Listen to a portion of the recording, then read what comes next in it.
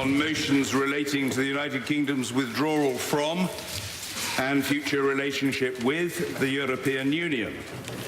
In respect of Mr. Barron's motion B, brackets no deal, the ayes were 160, the noes were 400, so the noes have it.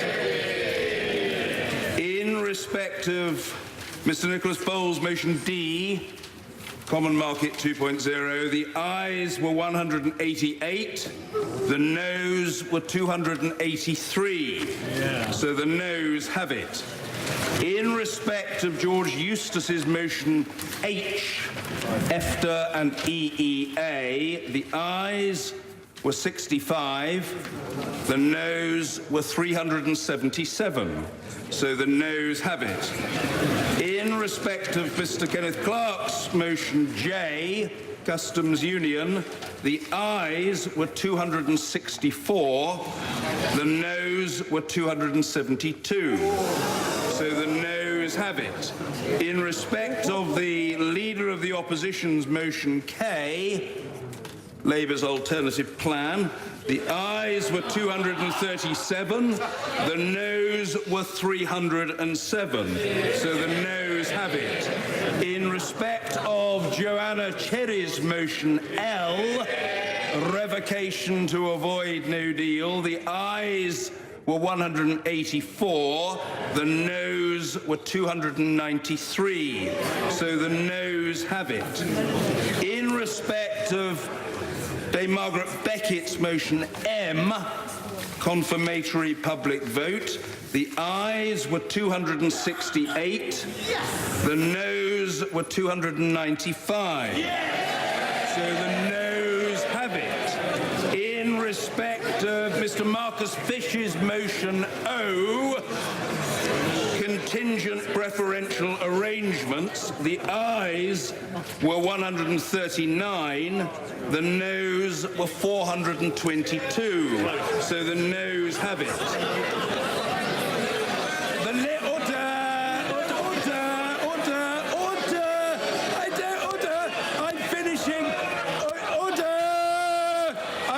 My statement. I don't require any help from the government chief whip.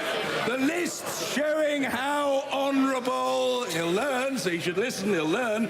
The list showing how honourable and right honourable members voted will be published in the usual way on the Commons Vote app and website and in Hansard. Point of order, Sir Oliver Letwin. Thank you, Mr. Speaker. Mr. Speaker, it's very disappointing. It is, of course, a very great disappointment that the House has not chosen to find a majority for any proposition. However, those of us who put this proposal forward as a way of proceeding predicted that we would not this evening reach a majority. And indeed, for that very reason, put forward a Business of the House motion designed to allow the House to reconsider these matters on Monday. That's ridiculous. Ridiculous. No, perhaps colleagues would do the right honourable gentleman the courtesy. Yes, I say to the right honourable gentleman, the member for Derbyshire Dales, I'm not asking him, I'm telling him that the right honourable gentleman will be done the courtesy of being heard. That is the beginning and the end of the matter. Sir Oliver Letwin. Thank you, Mr. Speaker. And if on Monday the House is able to reach a majority view, I think that would be in the interests of our constituents.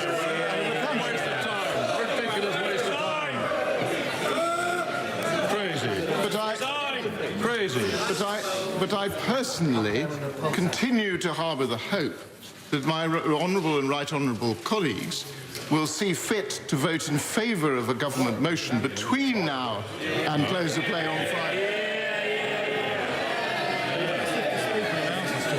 which would obviate the necessity for a further set of votes on Monday.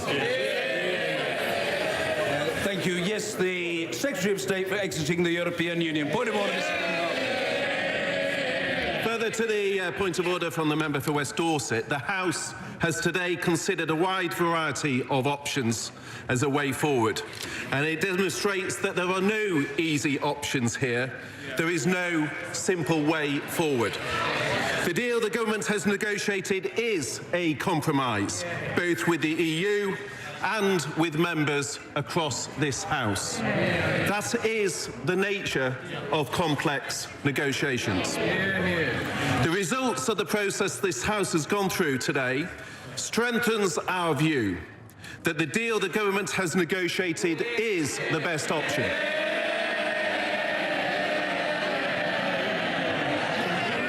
Furthermore, Mr. Speaker,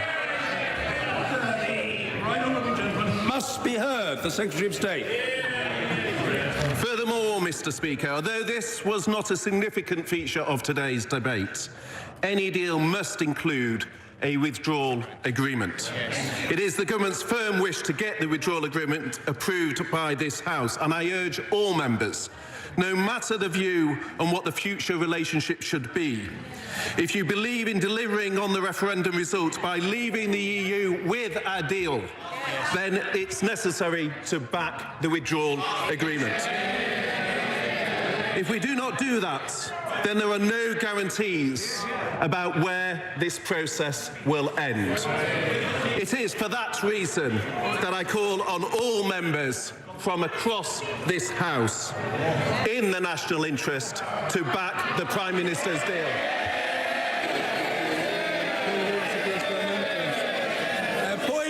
A point of order, Mr. Ian Blackford. Thank you very much, Mr. Speaker. I mean, this is a very serious moment for all of us.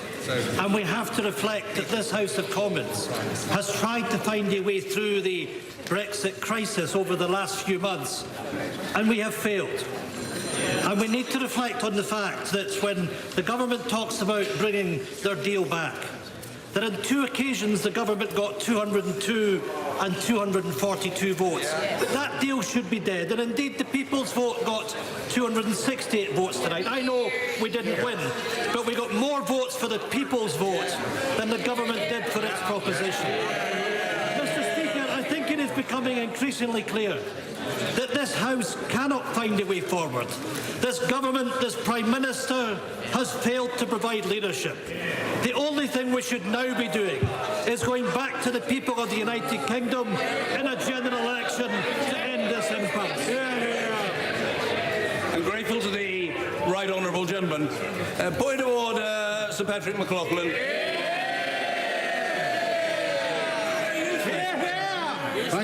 Thank you very much, Mr. Speaker. Can you confirm that if we follow on from your ruling earlier on today, none of these other questions can be put again?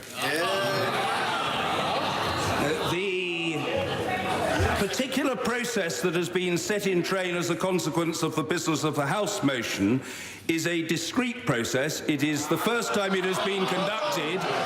It was approved by the House, and therefore my understanding... No, I'm not debating the issue with the right honourable gentleman.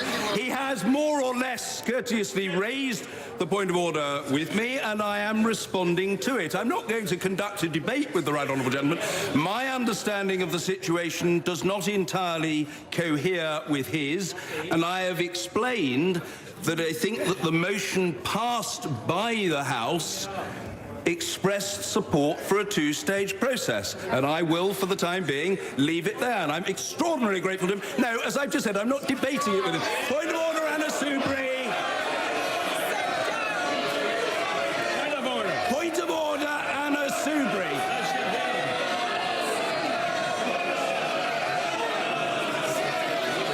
Point of order, Anna Soubry. Mr. Speaker,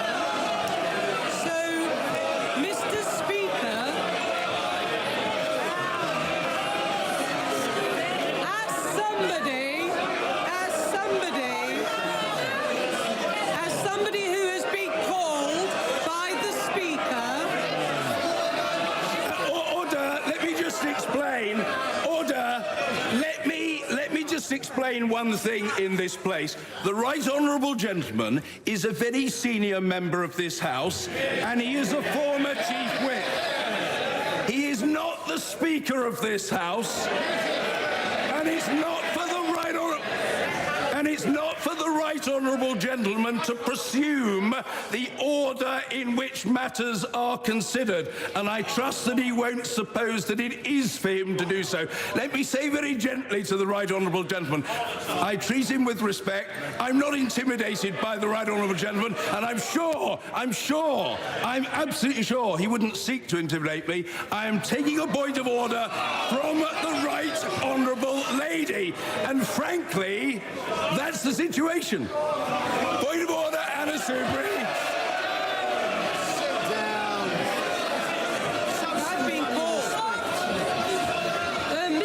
Mr. Speaker, the country is watching this. And I gently say to the honourable gentleman, I can shout as loudly as anybody, but let's try to remind ourselves what we've decided to do. Nothing.